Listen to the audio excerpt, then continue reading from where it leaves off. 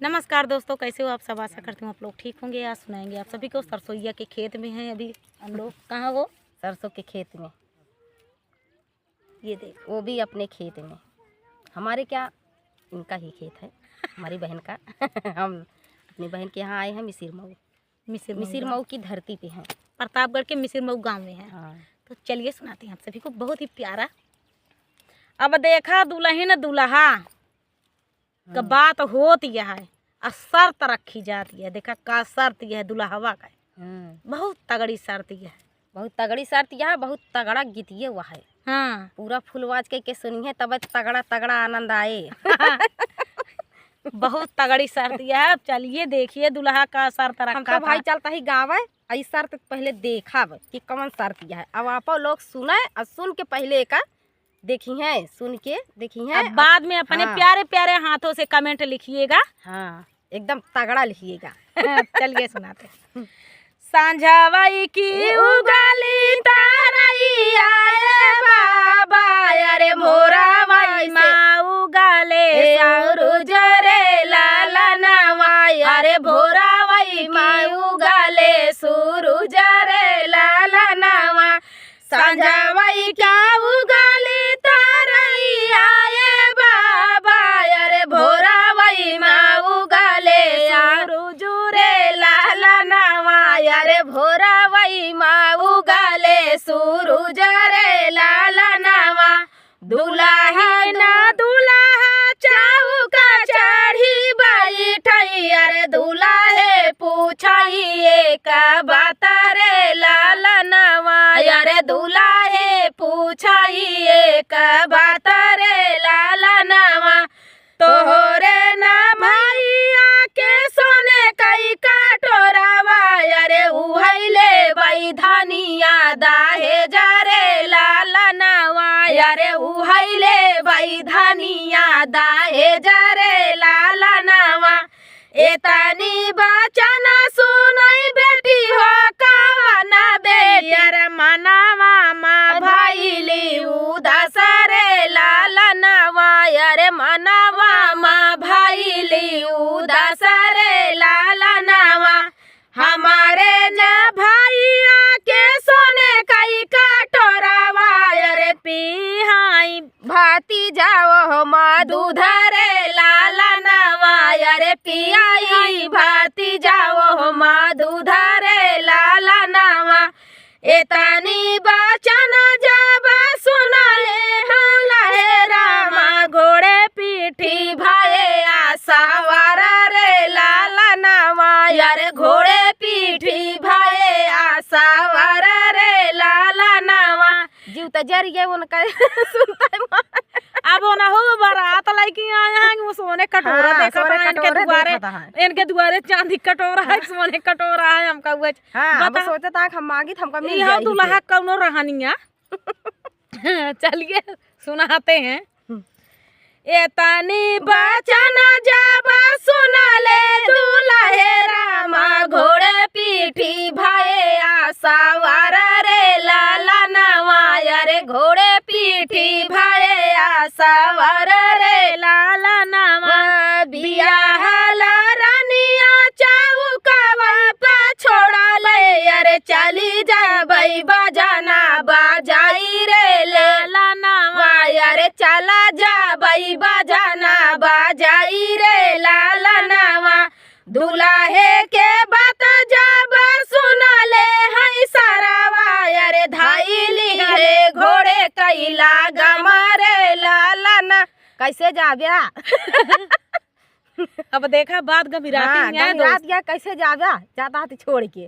अब देखा बियाहल रानिया चौकवा चौकवा पे पे छोड़े। हाँ। छोड़बै आ चला जाबै बजना। बजाई रे ललन। अब देखा सरवा का करा था। दुल्हे के बात सब सुनले हई सारावा, अरे खींची लिहले घोड़े कैला गमारे लाला नवा, अरे धाई लिहले घोड़े कैला गमारे लाला नवा। चांदा सूरज ऐसन बहिनी संकला पे, अरे सोना के कटोरा के सची जरे लाला नवा, अरे सोने कई कटोरा के सचीज रे लाला नवा चंद्र। अब देखा का कहा था भाई है उनका तो दर्द दिया है। अब देखा कैसे कहा था चंद्र बरना जैसे बहिनी संकल पे अरे सोने कई कटोरा के सचीज रे लाला नवा अरे सोने कई कटोरा के सचीज रे लाला नवा नहीं हम देबै स्वामी नहीं हम। अब देखा सरहजिया का बोली निकली है। अब देखा सरहजिया का कहत गया है।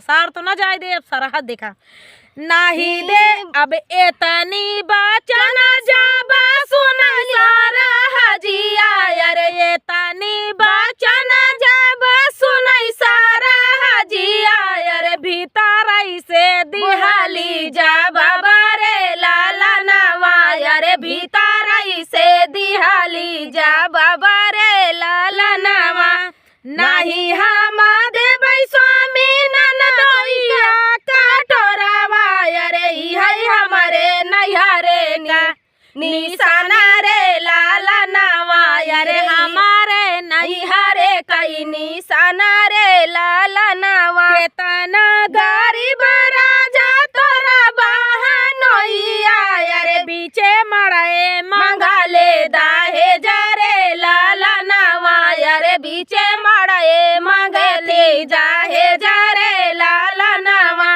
सारा हज के बात सुनी दुल्हा है दामदवा अरे होई गईले आगिया बेबल रे लाला नवा अरे होई गईले आगिया बेताल रे लाला नवा चौके से उठली है बेटी हो सुंदर बेटी भाऊजी से कैली जा बाबा रे लाला नवा अरे भाऊजी से कैली जा बाबा रे लाला नवा।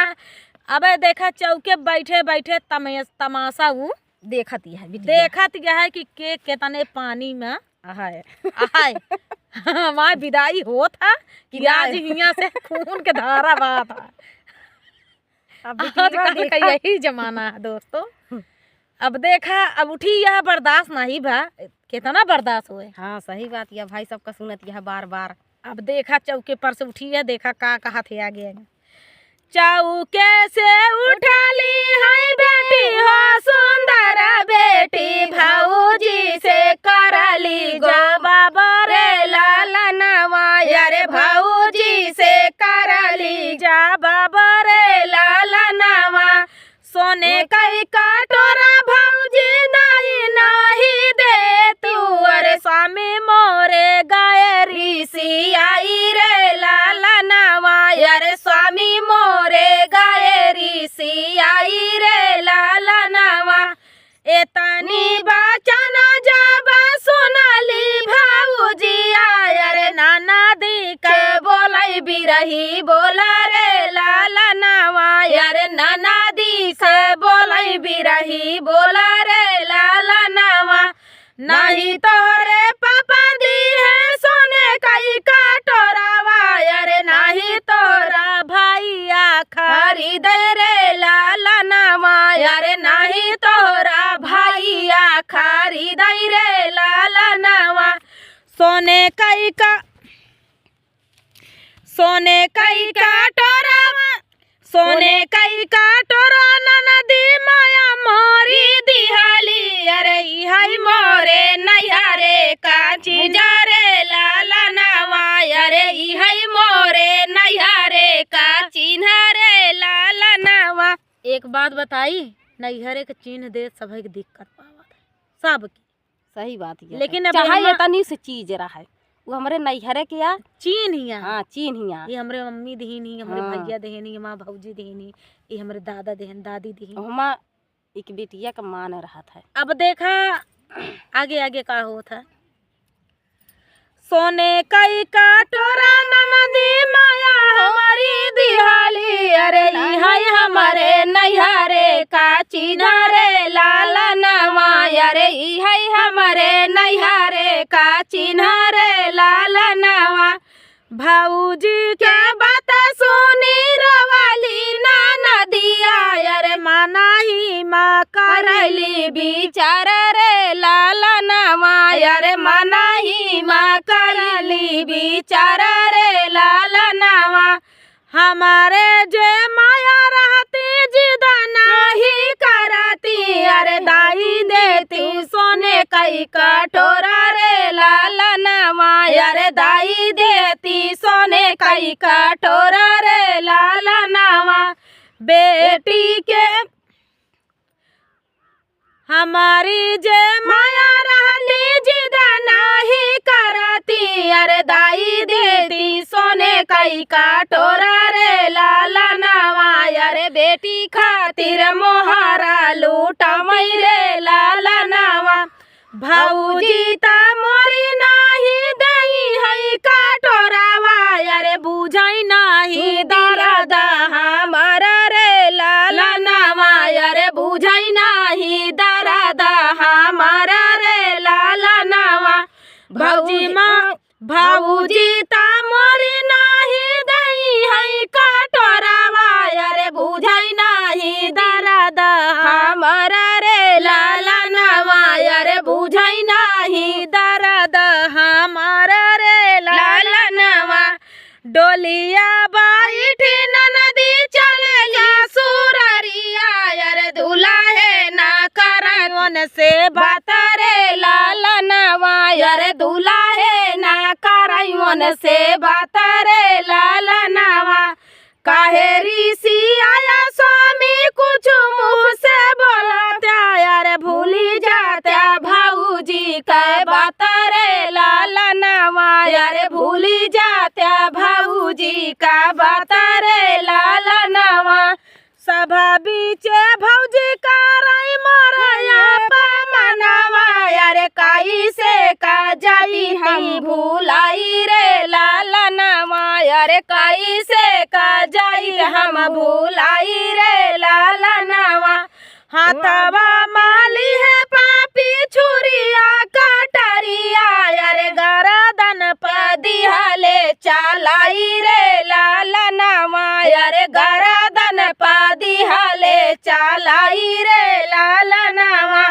तानी को ना सोचाई पापी दिलावा का बतिया अरे लाई लिहले धना कई पाराना रे लाला नामा अरे लाई ली है धना कई पाराना रे लाला नामा सोने कई कटोरा खातिर चली गई ले जनावा अरे कई संदा है जावा करी तारे लाला नामा अरे कई से दाहे जावा करी तारे लाला नामा